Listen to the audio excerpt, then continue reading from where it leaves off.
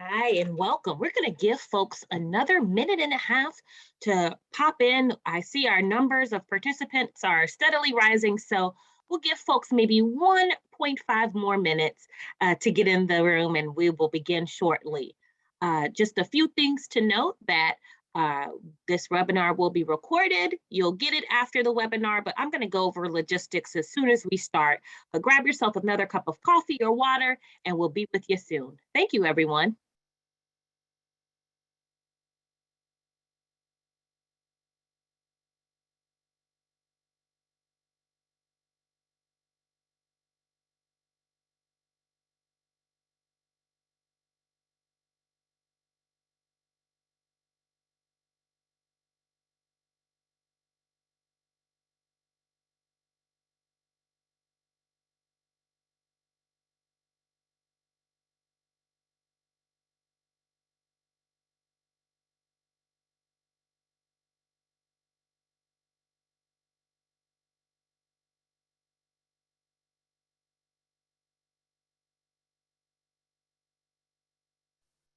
We will begin momentarily. We're still seeing folks get into the room, so hold tight, please. Thank you.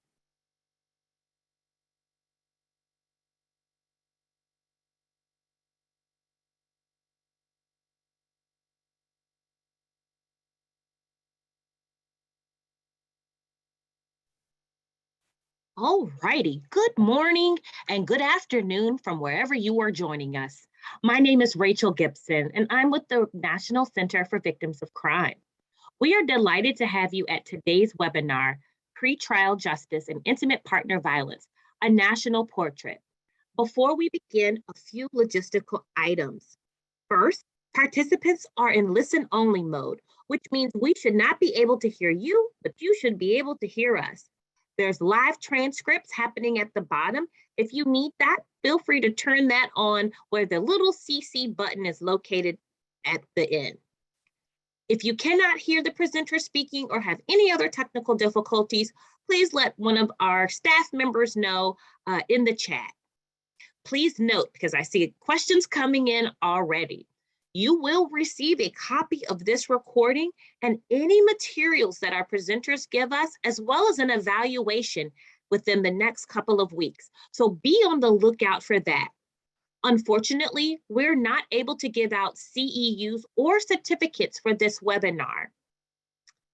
We want this to be as engaging as possible. So if you have any questions for our presenters, we ask that you use the Q&A feature located at the bottom of your screen and use the chat just to tell us hello. Looks like we've got a lot of good people in here today, so feel free to use that chat to speak to our presenters, letting everyone know you're here, but use that Q&A for question and answers. If there's nothing else, welcome, and I'll now turn it over to our speakers, Amanda and Shrifty. Thank you so much, Rachel. Welcome, everyone. We're really excited to have you here. As was mentioned, this presentation is about pretrial justice and intimate partner violence. And we'll be presenting our research that is funded by Arnold Ventures and is conducted by researchers at the Center for Court Innovation, which includes myself and Amanda Sisner. My name is Shruti Narharasetti, and I'm a senior research associate at the center. And my colleague Amanda Sisner is the director of research writing at the center.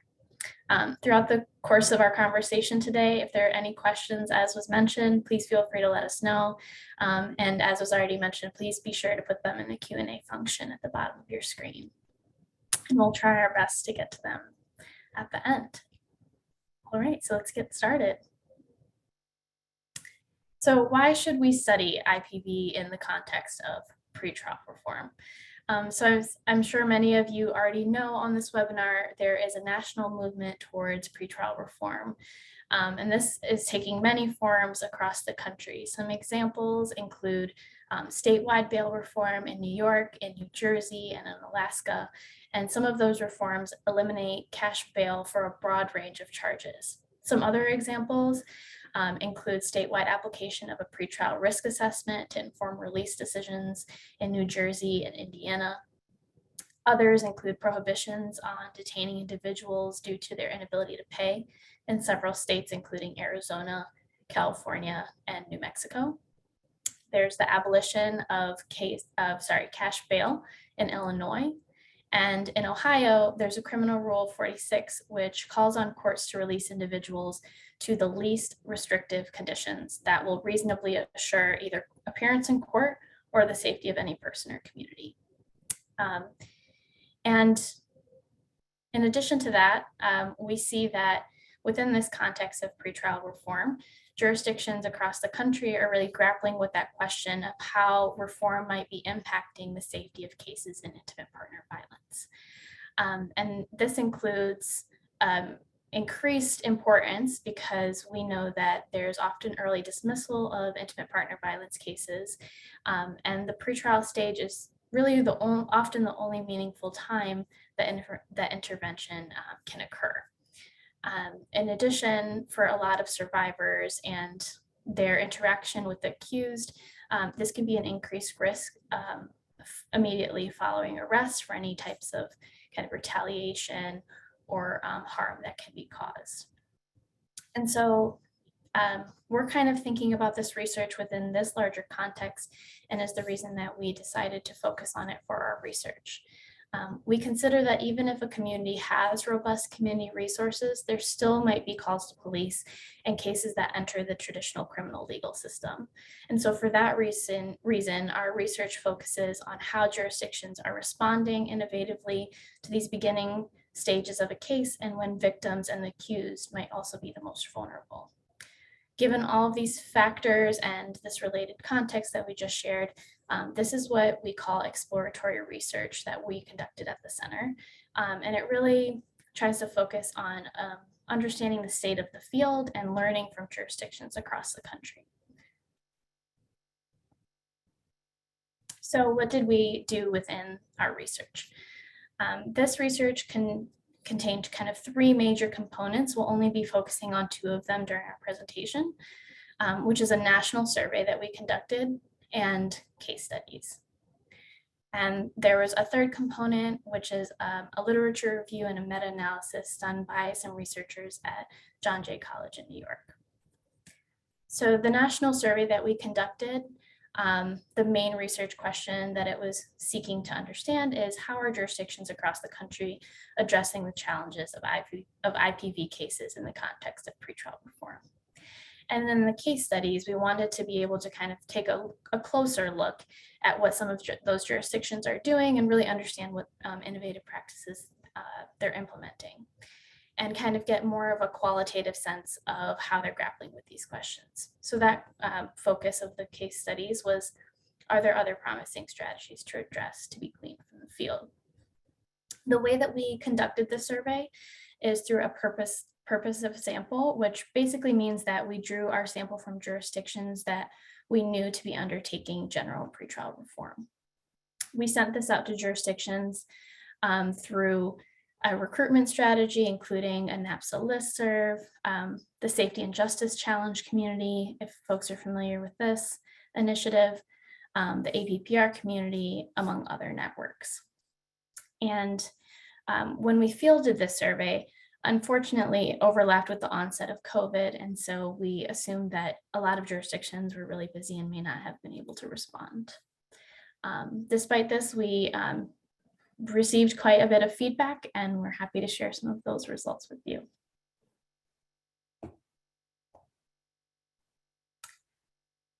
So after our survey, we received responses from 4 unique jurisdictions.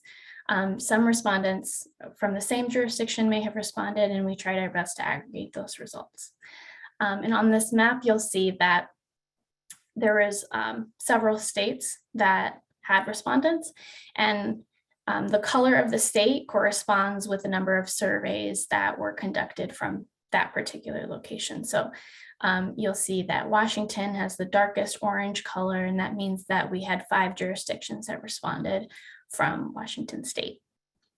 In addition, you'll see that there are stars on the map, which correspond with the case study sites that we included in our research. Those 5 sites include Ada County, Idaho, Buncombe County, North Carolina, the state of Connecticut, Denver, the city or county of Denver in Colorado, and Lucas County, Ohio. One thing that we wanted to note was that we had an underrepresentation of respondents from the South, unfortunately. It might be an area to consider in future research.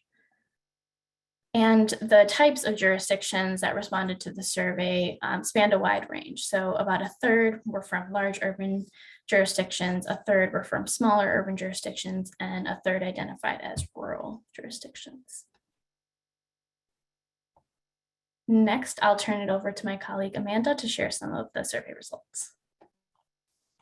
Everyone, thanks so much for joining us today. We're so happy to be here. And before I get started on the survey results, I just want to say that I've been watching the chat pop up from where people are from. And I saw someone from Clinton County, Missouri, which is a very small rural jurisdiction in Missouri where I grew up.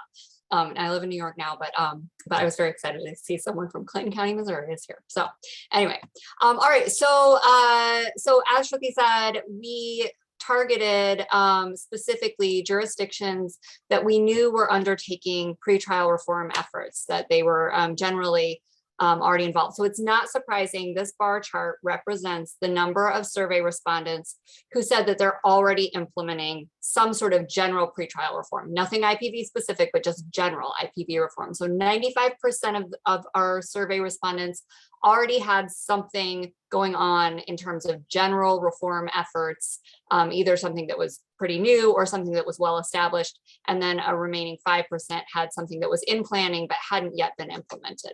Again, we think that some of the stuff might have been impacted by COVID. So, okay, so the next slide.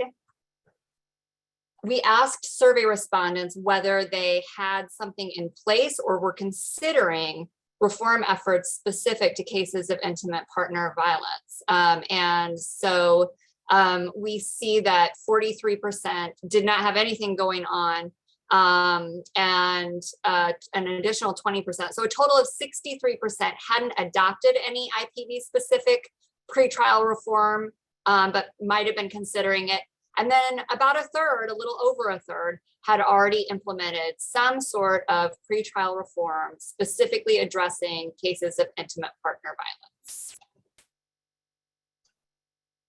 We asked our survey respondents whether anyone in their jurisdiction had talked about concerns and raised concerns when they considered or talked about expanding pretrial reform efforts to cases of intimate partner violence and domestic violence. And in most jurisdictions, it's probably not surprising that at least one stakeholder had expressed some concern about extending reform efforts or targeting reform efforts at cases of intimate partner violence.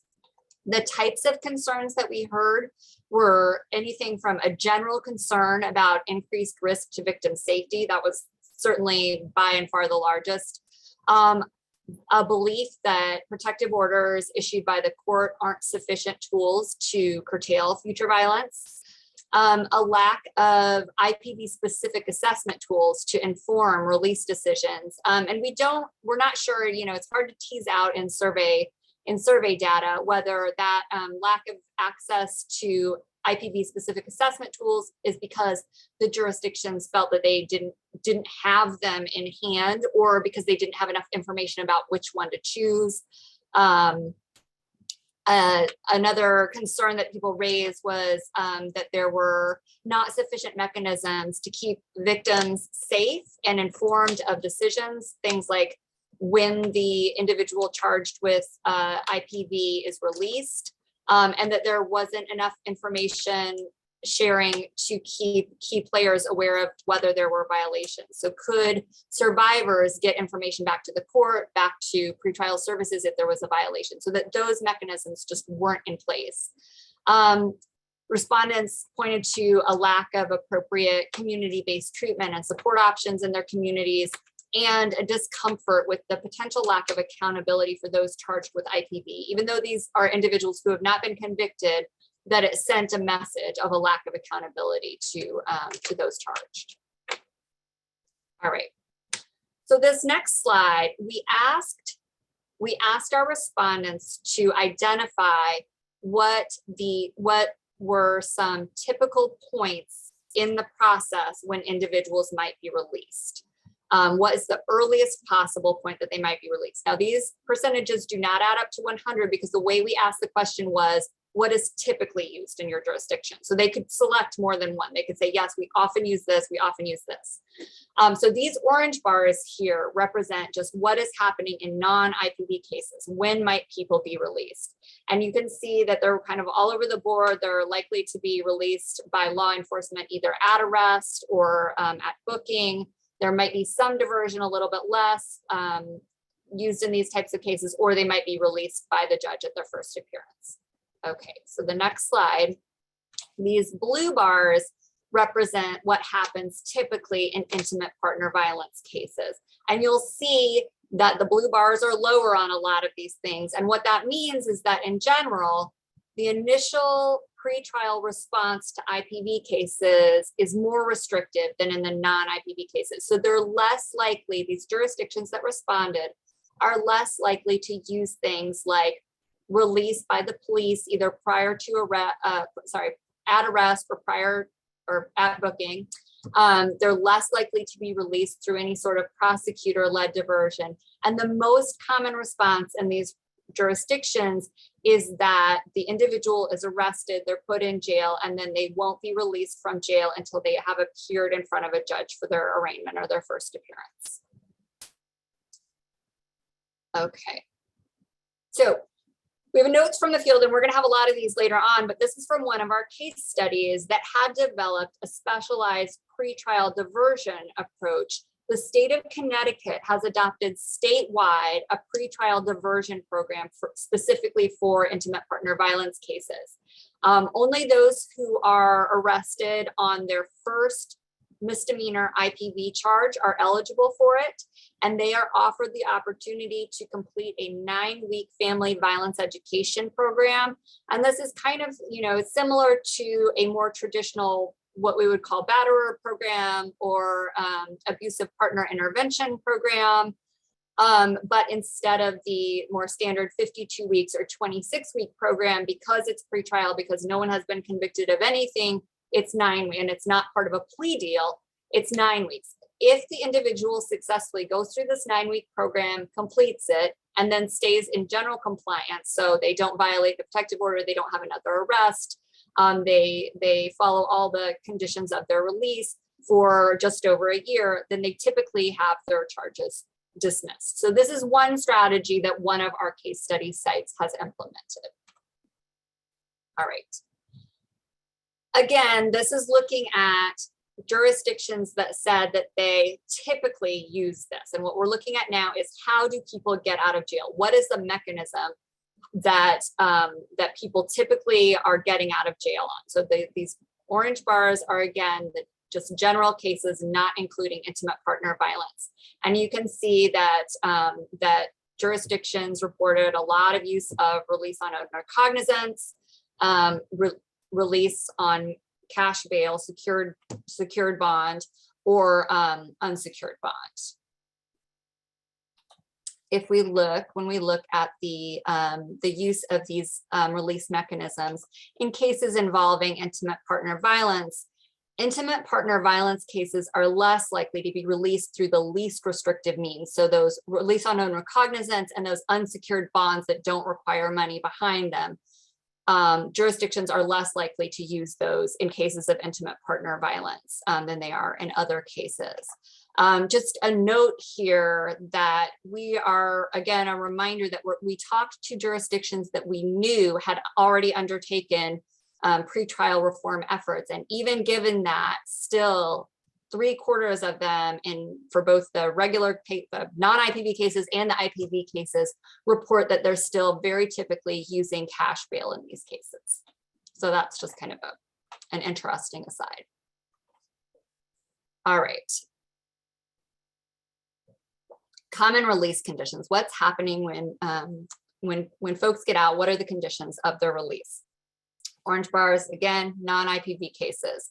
So some use of supervision, either in-person pretrial supervision or remote. Again, this was just at the beginning of of COVID through kind of a few months into COVID. So, so probably remote supervision became more common over that period of time.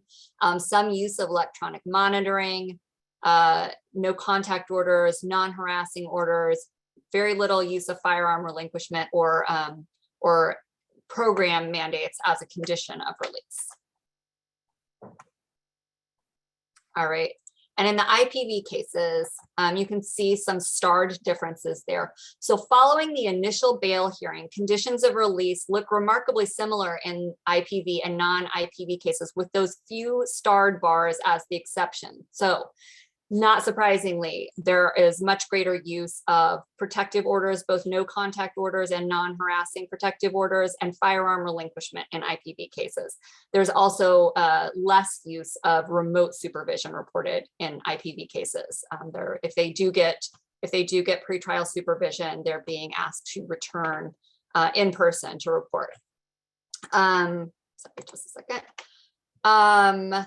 We asked another question, which isn't, oh, sorry, can you hop back, please? We asked another question that isn't depicted on this chart, but whether those individuals who are given supervised release, if there's any difference in the amount of, in how frequently they need to report when they have IPV versus non-IPV charges. And the majority of those jurisdictions who responded said that everyone on supervised release is required to report with the same frequency. It doesn't matter if they have an IPV charge or a different kind of charge. Interviewees across our case study sites talked a lot about interest in electronic monitoring as a supplement to pretrial supervision, kind of in hopes that that technology might enhance survivor safety.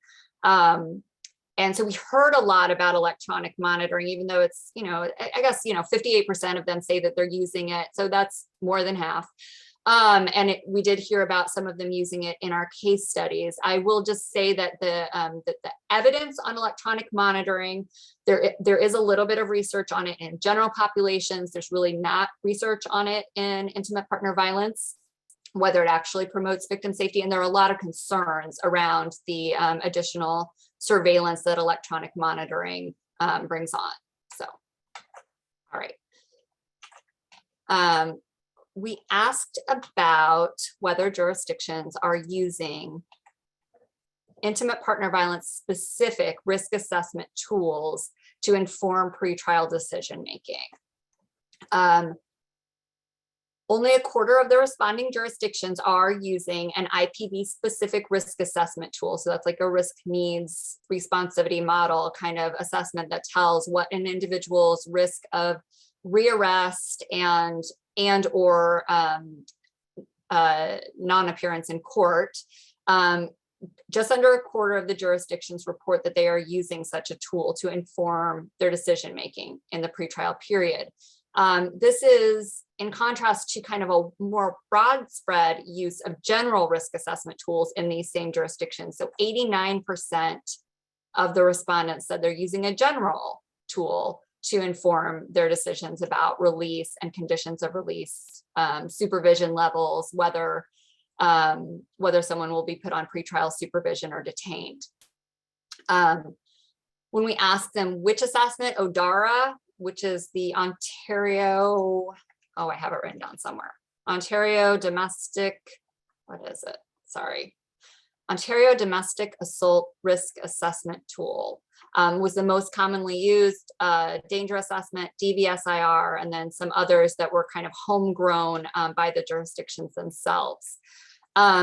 We did hear that sites were using assessment results, either kind of broad IPV risk assessment results or lethality assessments conducted by law enforcement to inform both their advocacy work, so what the victim advocates were doing with survivors, what kind of services they might be offering them, what kind of safety planning they might be engaged in.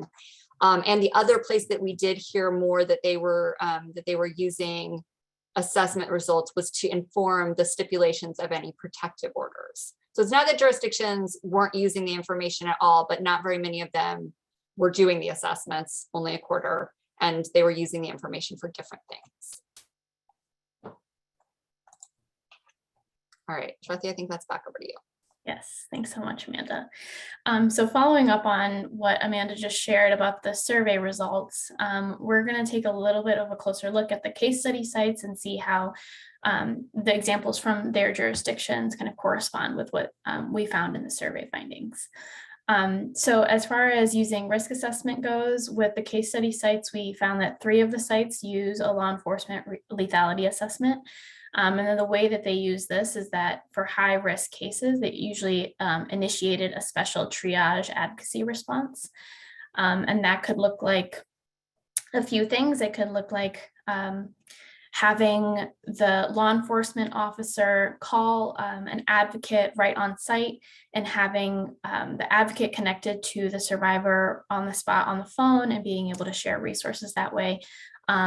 Another example would be to flag that case so that there could be a more robust triage response that occurs later with a diverse group of stakeholders that we can talk about in a second. And then also we had 2 sites that used IPV specific assessment to inform the pretrial decisions, as Amanda just shared about. And those 2 sites were Connecticut, which uses the DVSIR and also uses a supplemental risk instrument. And then the city and county of Denver that uses the ODARA. And I guess I should mention that the 3 sites that use the law enforcement lethality assessment are Connecticut, the state of Connecticut, Buncombe County, North Carolina, and Lucas County, Ohio. So in addition to risk assessment, some of the conversations that we had in the jurisdictions of the case studies included victim advocacy and the different forms of providing victim advocacy. From the survey results, all of the respondents shared that there are victim advocates that get connected to survivors as a matter of course. And then to build upon this connection and kind of understand what that connection could look like, in 3 of our case study sites, there are wraparound service hubs that are included as a part of that connection. So in Buncombe and Ada counties, there is a traditional kind of family justice center model that has several resources within that center and is open to survivors, regardless of whether or not their case is a part of a legal system, but also, again, can be connected as a matter of course through that first touch. And then in Denver, there is the Rose Andom Center, which includes a triage team, as I mentioned or referenced earlier, which includes a wide range of stakeholders that meet, I believe, on a weekly basis to discuss some of the high-risk cases, and is its own standalone center that is not a part of the buildings where the traditional legal system may occur. So not near the courthouse, but close by so that it's still accessible. And really the benefits of these wraparound service hubs is that it brings together community and system-based services so that there is this ability to move back and forth between the 2 and to be able to communicate with one another. As we know, with many cases of intimate partner violence, it can be a cycle, and there can be, various times that a survivor may be interacting with the criminal legal system. And so I think the strength of these wraparound services hubs is that they're accessible regardless of at what point in the cycle you may be experiencing. Another note from the field, we spoke to the jurisdictions that really emphasize the importance of incorporating survivor voice into the process. So in Ada County, what this looked like was, as many jurisdictions were grappling with COVID-19 and were kind of moving towards remote court appearances, an unintended benefit of that in Ada was that they saw that there was an increased engagement from survivors and a willingness to appear in court virtually. That allowed them to be a part of the process, but not have to physically share a space with the accused or to have to deal with any kind of transportation concerns or privacy concerns. So that was one thing that we didn't expect to find, but was shared by the site as being important. And then in Buncombe County, There is an organization called Voices that helps to facilitate monthly survivor meetings to elicit ongoing survivor feedback, hold system players accountable, and encourage advocacy. And so sometimes this looks like representatives, meeting on some of the Family Justice Center board meetings or leadership meetings, and being able to provide feedback on how policies and practices may be impacting survivors, whether there are any unintended consequences that may be occurring as a result of some of those implementations. So those were two mechanisms that these sites utilize. So as we kind of look back on just kind of the general benefits and challenges that IPV reform was bringing about, these are all responses from the survey respondents, there were a few themes that came out from these responses. So one was that all of these efforts facilitated better coordination and collaboration. So one respondent said there's better outreach, prevention, and coordination that could occur due to the infrastructure and the relationships that had been built in the process of implementing these reforms. Another theme was that there was increased referral to treatment and services. So for example, one respondent said that it gave judge the option to mandate a brief IPV intervention. And another respondent said that the advantages included individuals in the community instead of in jail. So they felt that when people were in the community, they would have greater access to community supports and resources. Some of the other benefits, better outcomes for victims. So some believed that the 24-hour period affords a cool down period. And that's referring to when an initial arrest is made and the accused is detained for 24 hours. And that this affords an opportunity for the victim to make any legal arrangements or get protective or no contact orders. Another respondent said that offenders can financially support their victims. So to have them in the community working can be an advantage to the victim as long as the victim otherwise feels safe with the conditions of release in place. Keeping all of those potential benefits in mind, there are also several challenges that were shared, and many of these challenges will likely be surprising to many of you in the audience. So some of these challenges include increased risk for victims. Victims will not be safe, and the release may increase the abuser's anger directed towards the victim, was what one respondent shared.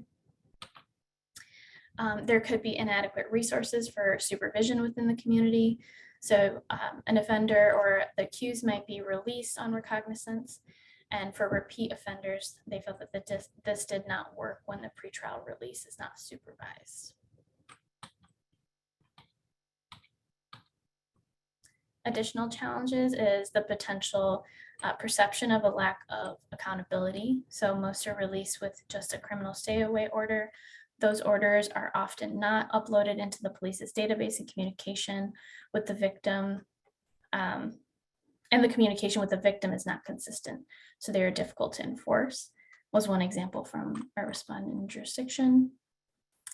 And there might be challenges with insufficient victim engagement. So there were concerns that in order to ensure the voices of the survivors and the local DV resource centers, they would need to be represented in that process. And that there would be a need for victim input and notification of release of offenders, especially when they're on bond. And this could also include input and notification of conditions of bond ordered by the court. And now I'll turn it back to Amanda to share some of the key takeaways. Okay, thanks so much. All right, so kind of our key takeaways from the project. First of all, that pretrial practice in IPV cases is complex. There are a lot of people who are concerned about pretrial reform in these specific cases, concerns about victim safety, and there's tension between the stakeholders in this area. Currently, what we saw based on the survey responses is that current practice looks a lot like practice in non-IPV cases with some expected but untested exceptions. So things like 24 to 48 hour holds, no contact orders, electronic monitoring are maybe being used a little bit more in these cases, but a lot of them do not have the research behind them to tell us whether or not those are effective at promoting survivor safety.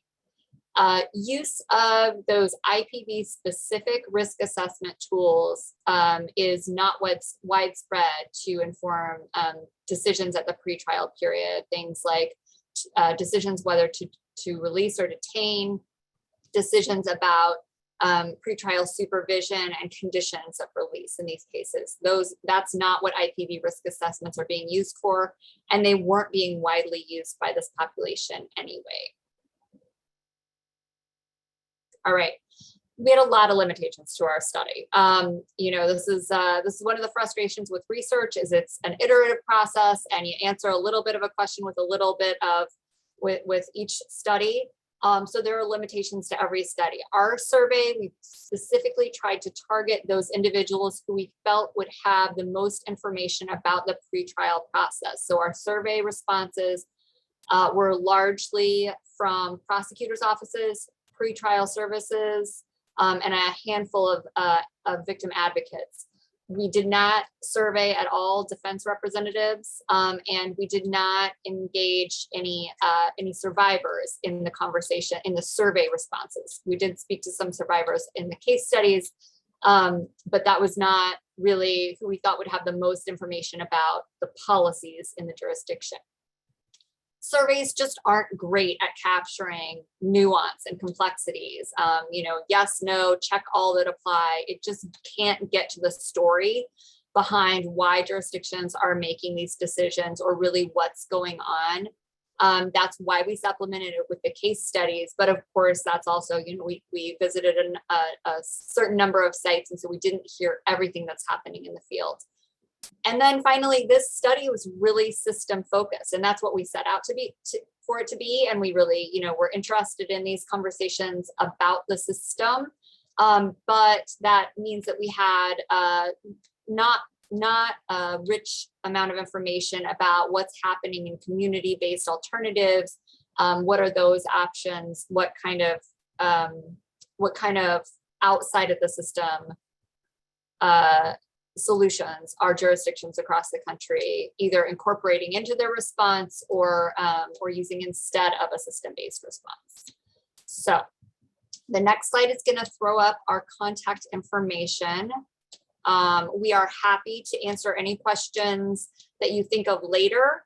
The study itself, the report brief, is currently under review with Arnold Ventures, and it will be released. NCVC is going to help us let everyone know when it's out in the world. We're very excited for everyone to see it and to get the full information. And until then, if anyone has questions, has follow-up questions, we will be sharing this PowerPoint and with the attendees. We'll be sending it out to NCVC and they can disseminate it. But now I guess we can. I think we're gonna open it back up. I guess we'll turn it over to Rachel. Yes, and I was concerned we weren't going to have any questions, and now we have all the questions. So people have been feverishly typing in the chat and the Q&A. I'm just delighted by all of this. You all have asked some great questions. So let me scroll back up. There was a question earlier. I think would be good for this audience to hear. The Connecticut Pretrial IPV Diversion Program would at first blush not appear to be compliant with OVW funding conditions.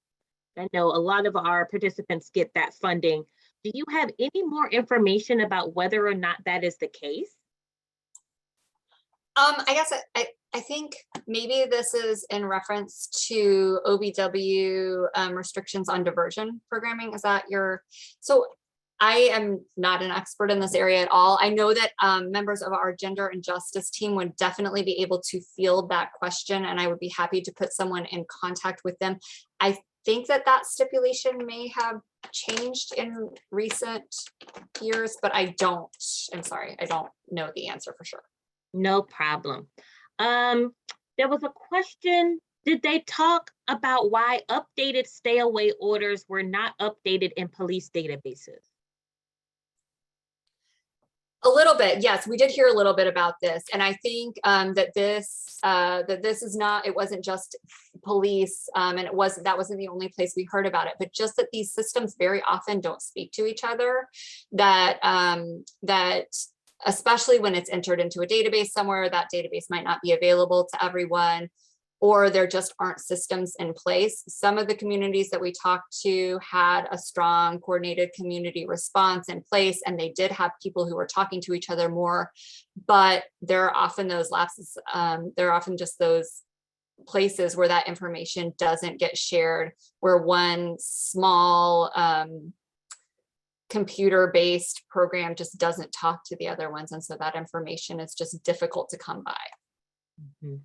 We've had a lot of conversation in the chat, and then someone posted in the Q&A around the term cooling off period. And so I know some people were questioning why that phrasing was being used or kind of what that means. Someone says that it kind of harkens back to the old just take a walk around the block frame. And someone else mentioned that maybe this is a talking point used by bail reform advocates. Can you all talk a little bit more about that? I'm so glad this came up. We heard this over and over with people that we spoke with.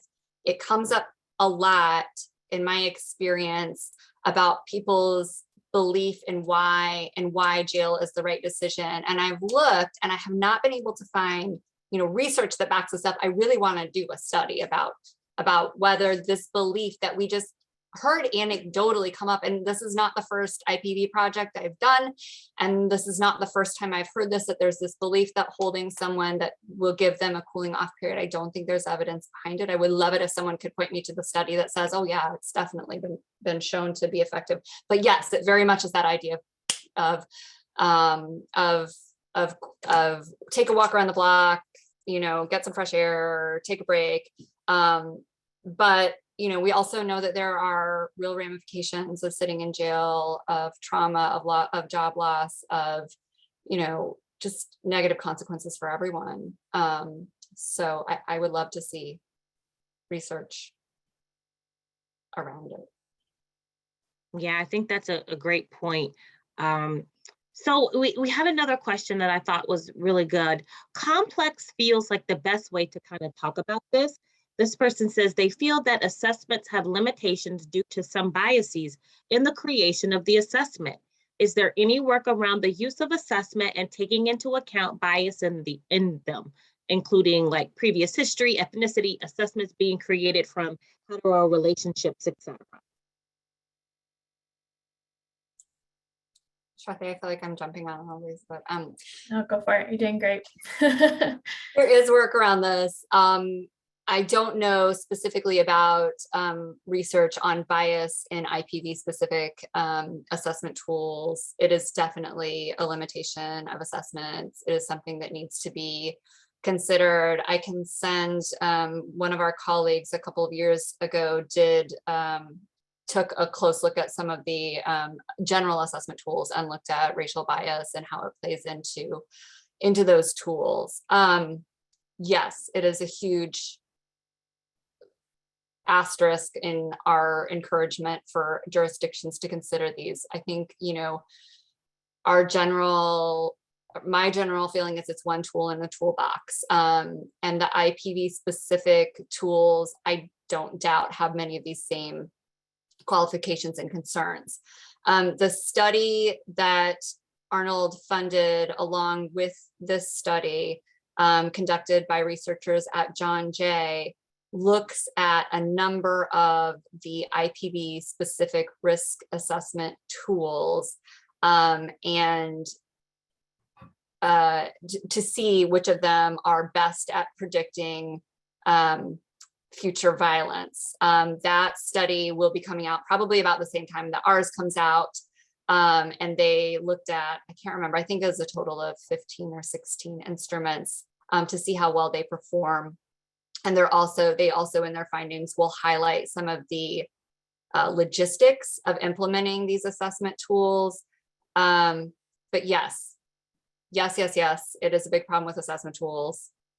They're one tool in the toolbox. I But think, it's Yeah. the one. yeah, I think the only thing I would add is that I think this is especially something to think about in jurisdictions that are already using general pretrial assessment or risk assessment tools. And if they're utilizing those risk assessment tools in IPV cases, I think that's part of the concern for many folks, because it might not be picking up the appropriate factors that would be related to a case like an intimate partner violence case. And so I think the use of the IPV specific risk assessment tool is to address specifically that concern, and being mindful of what you may be missing by using a tool that's just supposed to be for general pretrial use. And often it should be used in cases to determine conditions, not to determine a release decision itself. So there's, as Amanda referenced, there's a lot of research that the center has been conducting around general pretrial risk assessment tools, but there's less that we have about IPV specific. So definitely keep an eye out for the one that Amanda referenced. Wonderful. Thank you for that. We had another question I wanted to talk about. This person says, when you refer to the use of IPV risk assessments, and when asked in the surveys, are you referring to the use of specific assessment tools like ODARA, or are you asking if there is any risk assessment done, whether or not a specific tool is used? We were asking about the use of specific tools, and we asked for the name of those tools. We were not asking for just kind of a general, is the judge assessing someone's risk, or is someone assessing risk? Perfect. Another question. Oh, I see one in the chat here. Are there preliminary recommendations on what to do when cash bail will be abolished and there aren't other systems in place? Legislative language recommendations. Oh, geez. That's not really our area of specialization. I think one thing that we came away from this with is that some of the jurisdictions that we spoke with were really doing interesting things to incorporate survivor voices into informing what options are available. And I think, you know, that seemed like a really promising thing to do and way to kind of come up with creative answers, that suit the people who are impacted by those decisions. Yeah, I would also add, I'm not sure I would have specific, language that I would recommend in terms of legislation, but we also talked to, as we mentioned, jurisdictions that we're trying to be intentional about having wraparound services where the community organizations were in communication with the criminal legal system and vice versa. And so I think being able to,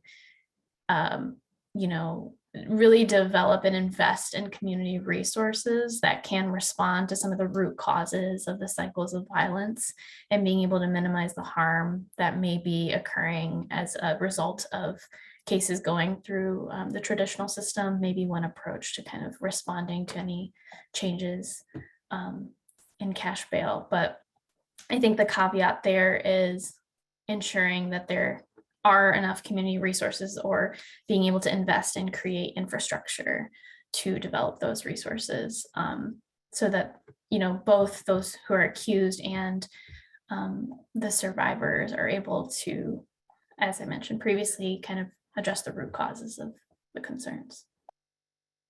One other thing that we saw in the communities, and I do just want to reiterate that many of the things that we saw don't have a research base behind them. So as nerdy researchers, like, I don't want to write legislation to recommend anything without a study that shows that it's working, or several studies that show that it's working.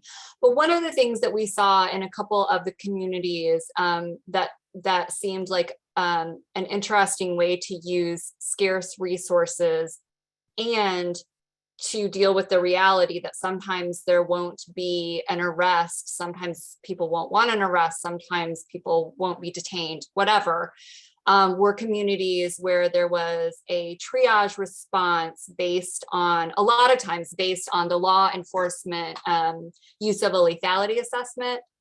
So that the advocates would either, go out at the same time as the initial on-scene law enforcement response, or be looped in through that initial law enforcement response. And we're talking about community-based advocates, not law enforcement advocates.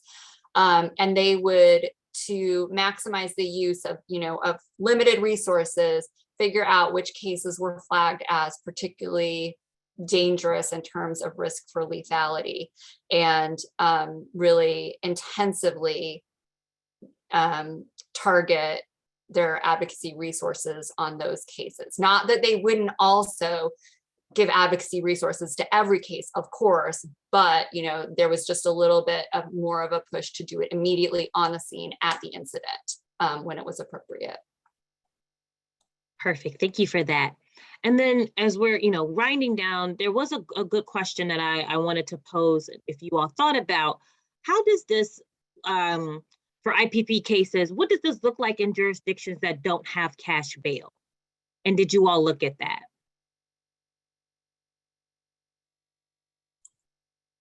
We didn't ask a question on the survey as to whether jurisdictions had cash bail. We did have survey responses from places where they would no longer have cash bail.